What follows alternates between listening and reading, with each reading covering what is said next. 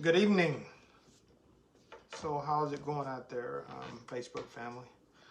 Um, I hope that you guys are having a great day. I wanted to jump on and talk with you. Posted earlier, I'll be sharing 8 steps on how to overcome failure and how to keep motivation high. So um, I had to change the time. I didn't realize at the time when I set the time that I already had a Zoom session booked to deliver at that time. So um, we'll see. Let's see who jumps on.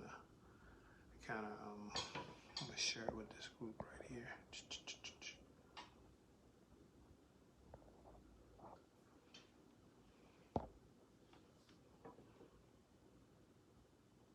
Stacy Jenkins in the house. What's up, Miss J? Andrea. So, guys, I'm gonna go ahead and get started. Respect your time. I said we'll get started at 8:15, so we're gonna go ahead and get moving, and hopefully some people catch us in the replay. So, really quick. Hey, Andrea. Hey, guys, let's just talk about college and when you went through the college experience, when maybe for your undergrad. They had a really, really good system set up that would make it very likely that you would be successful. They pretty much, you choose the goal, the destination, or the major.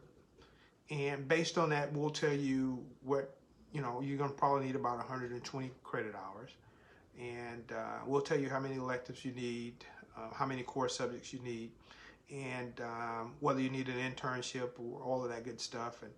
And then what we're going to do is we're going to let you meet with an advisor every quarter to make sure that you're on track, and after you complete these hours in within a designated period of time, or as soon as you possibly can, you graduate from college. That was a pretty straightforward process and a very effective process. But you probably haven't had a process like that since you left college. And you think back at it, so, I wish I had a black and white process like that now. Hey, Vet, how you doing, hon? Hey, Ella. So I wish I had a system like that now that would, tell me exactly what it was that I, needed to do in order to achieve my goals. So let's talk about, motivation and how to create a system somewhat like that, and then how we can make sure that we are successful at achieving our goals. So the first thing we need to do is we need to be clear, crystal clear on what it is that we want. The same way you had to choose a major in college, that you wanted to be a English major or a psychologist, we need to have that same type of clarity. Because failure is, it's easy to quit when you don't know exactly what it is that you want and you don't have a really good system. So I was just on a Facebook session, a Zoom session with some clients.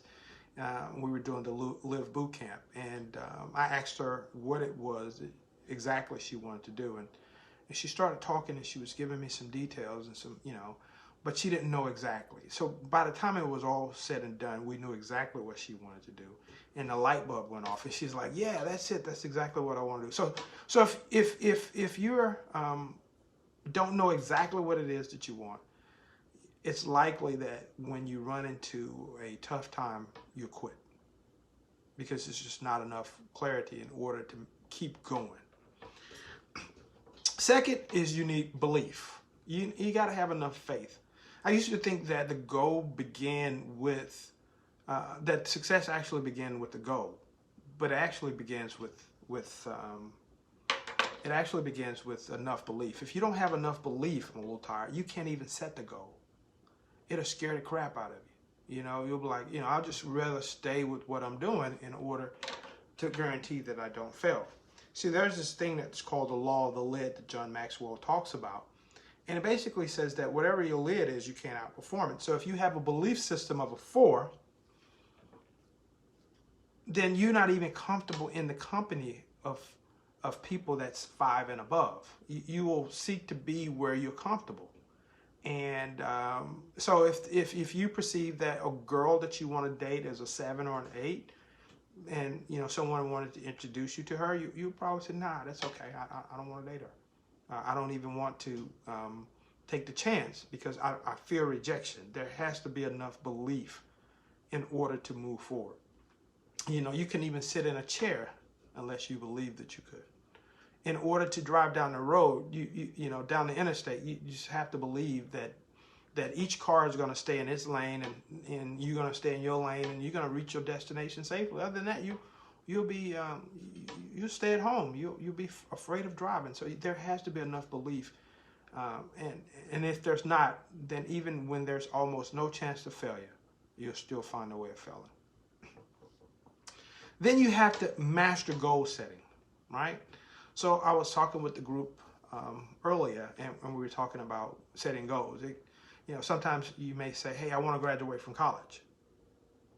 Or you can say, I want to graduate from Clemson University with a bachelor's degree in American history with a 3.5 grade average, graduate by year 2024 with not more than $10,000 in student loans. It's very specific. We talk about SMART goals all the time. So when we write out a really polished goal statement, then the goal, it becomes a little bit more clear. And then from there, you just write your how-tos. If you're in the 9th grade, you say, hey, I'm going to go see my guidance counselor. I'm going to take some tough courses, get some AP courses.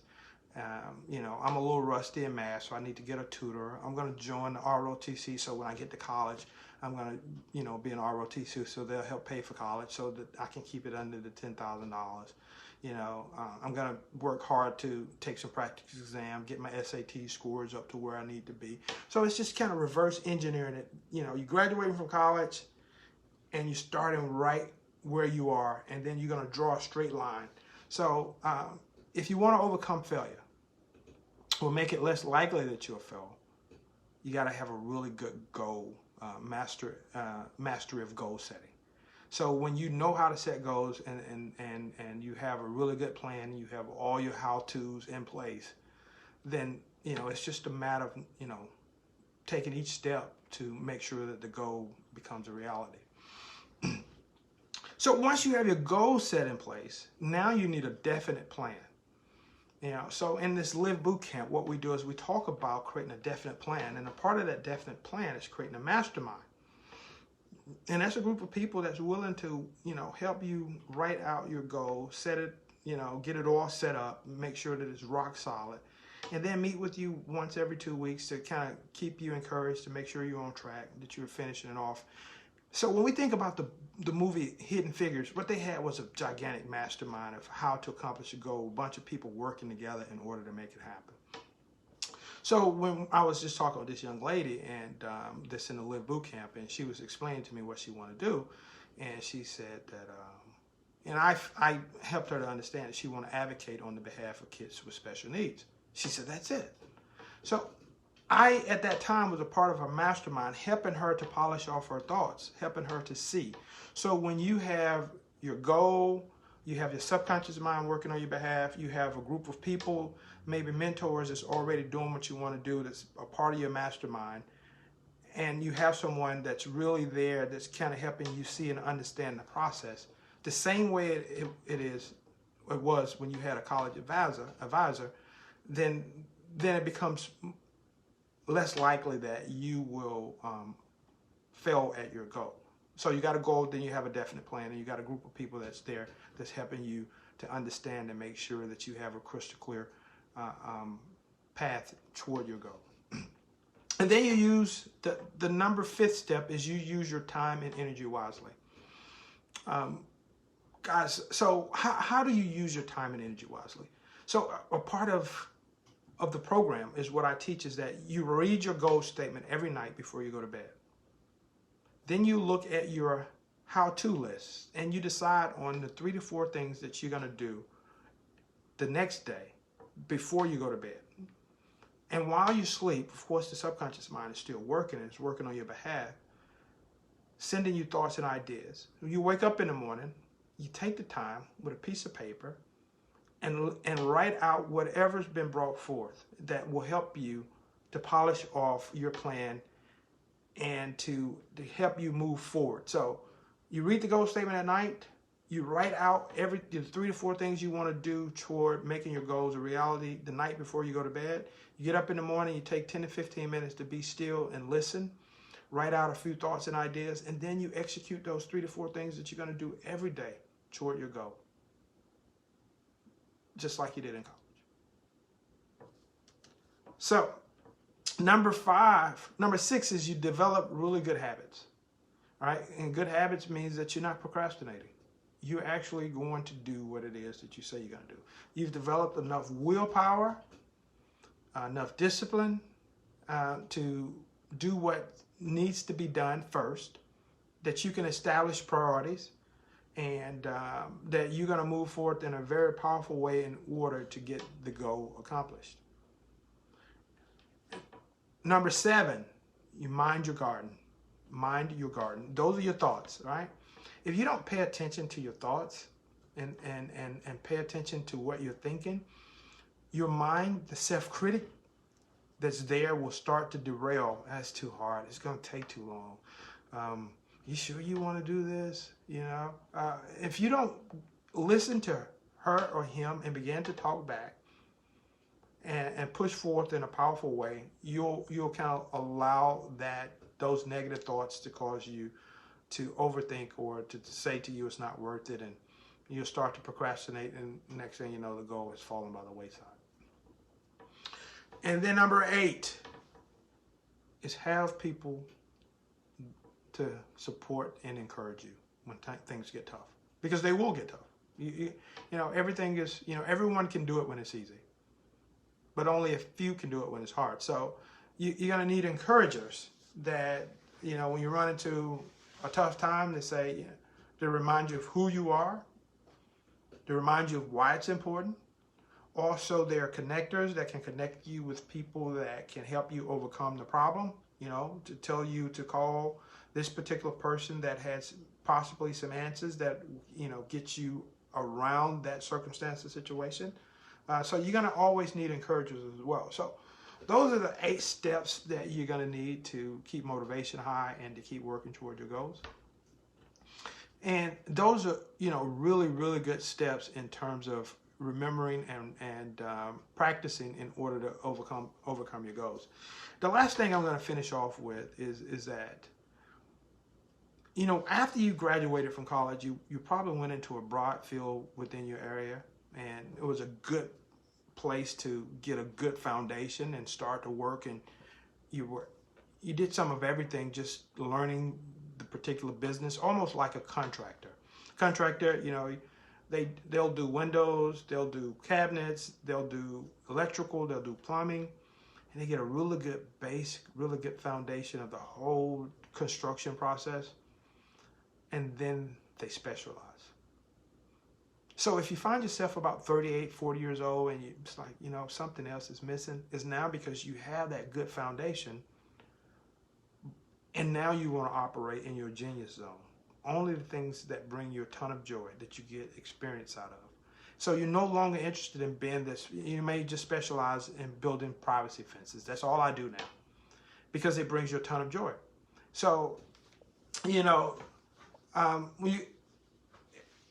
that college experience up to about 30, 35, 38 will sustain you, but then you'll run into a spot where it's like, okay, you're so individual, you're so special, you're going to need that special thing that actually keeps you moving. So, and you try to lean in to doing only that brings you a ton of joy. And then you sub out the things that don't bring you joy. So I don't do that anymore. I take the job, but I'm going to sub that out. Okay. So, guys, I hope that you found this information helpful.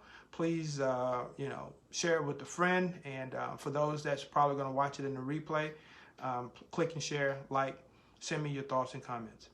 I hope that you're well. This is Mike Thomas. I didn't introduce myself, with Columbia Fitness Bootcamp, your health and wealth coach. Guys, I am working hard every day to overcome, you know, whatever the obstacles are that we face with COVID-19. I'm determined to make something positive of 2020. I hope that you are too. Get some rest, and I hope to see some of you tomorrow morning in the 15 for 15 virtual boot camp. I love boot camp, and I will see you soon. Peace.